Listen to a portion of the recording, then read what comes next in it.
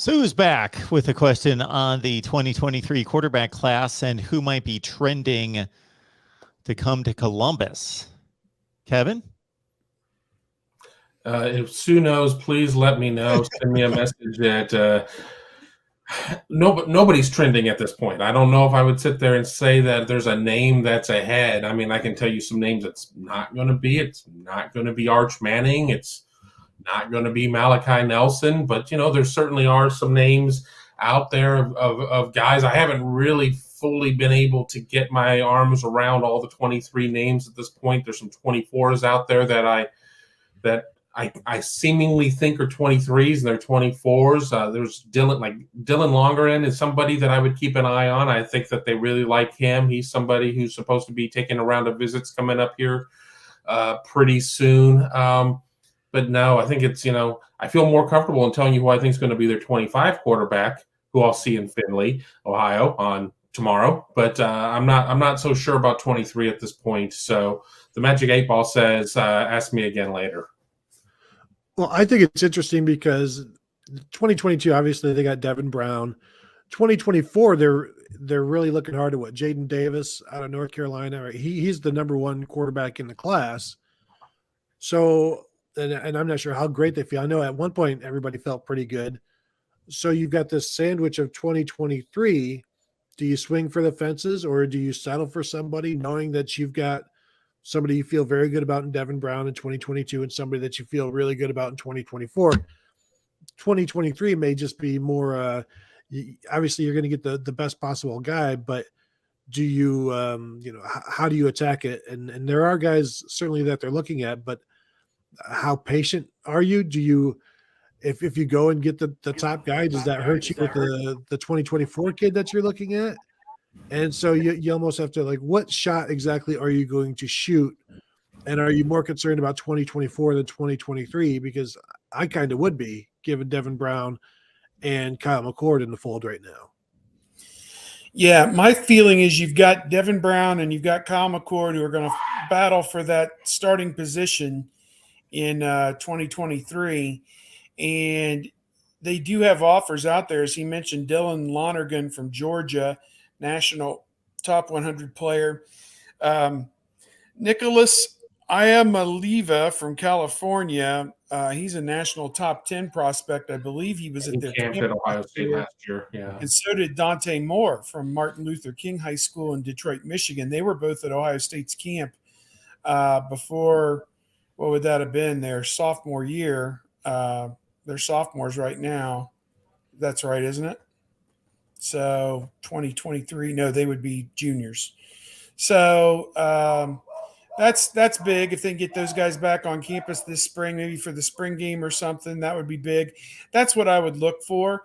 But to be honest with you guys, what I fully expect to happen is Stroud goes to the NFL, and then you have two guys with barely any playing experience in line to battle for this position. I think they go off the board and go find somebody, a mercenary, a Jack Cohn, not Jack Cohn,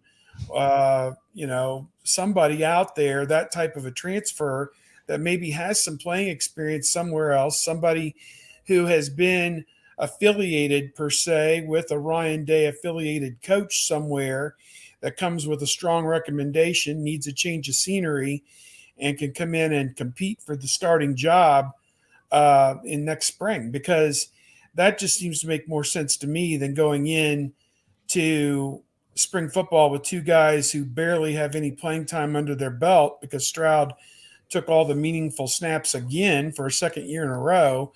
I just kind of, it's kind of in the back of my head that, it'd be great to get a top 2023 prospect. And I think, they're going to do everything they can to do that. But I think in the bigger picture, Ryan Day's got to be like, no, I need somebody who can play and somebody who can compete with these guys and push these guys to be the best they can be. Now, one of them may be the guy, Brown or McCord, but I don't think anybody really knows that as of today. So that wouldn't surprise me at all if they're able to go out and find an immediate transfer who's got a year or two of eligibility left that come in and shake things up.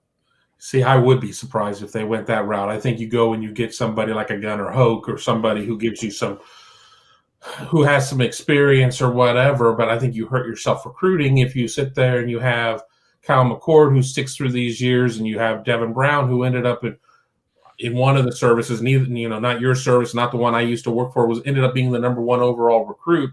Nobody really knew what Ohio State had in CJ Stroud necessarily. As I think what they need to do is they need to make more of an effort to get some experience to these younger guys this year, especially if the offense is going to be still as potent as we think it is and the defense is going to take a step in the right direction.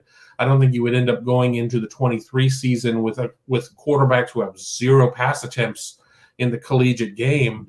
But I think that if you do bypass the product of your recruiting, you're stunting your future recruiting because you're bypassing it because you don't necessarily have faith. If you go out and get I don't know, we all heard the rumors of Malik Willis being somebody that they looked at some point. If you go out and get somebody of that stature, I think it hurts you long term. I think it's something that unless it completely works, which I'm not necessarily going to bet against Ryan Day a bunch in terms of quarterback development, but I would say that's a cautionary tale.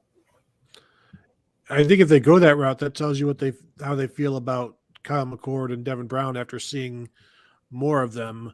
And if Kyle McCord, I expect him to play quite a bit this year. I think there'll be enough blowouts for that to happen. And the defense will be good enough to allow that to happen.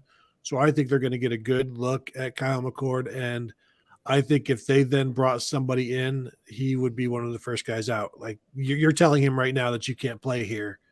If you bring in somebody as a starter, you would have to be very, very clear to him that you are going to have every opportunity to start, or you are our starter. We're bringing in somebody for insurance then. And still that's, I would probably side in the middle. Don't necessarily bring in the Pitt quarterback this past year. Like don't go for that guy, Kenny Pickett. Maybe somebody lower that wouldn't necessarily be a threat, but could step in if you need. Because I still think you have to be concerned about angering the guy that is supposed to be the guy, and Kyle McCord or Devin Brown. But it's dangerous. And if it happens, I think it's because they don't feel great about who they have. And that would be a kind of a change on where they think they are right now. But they'll see more of them and figure it out for sure.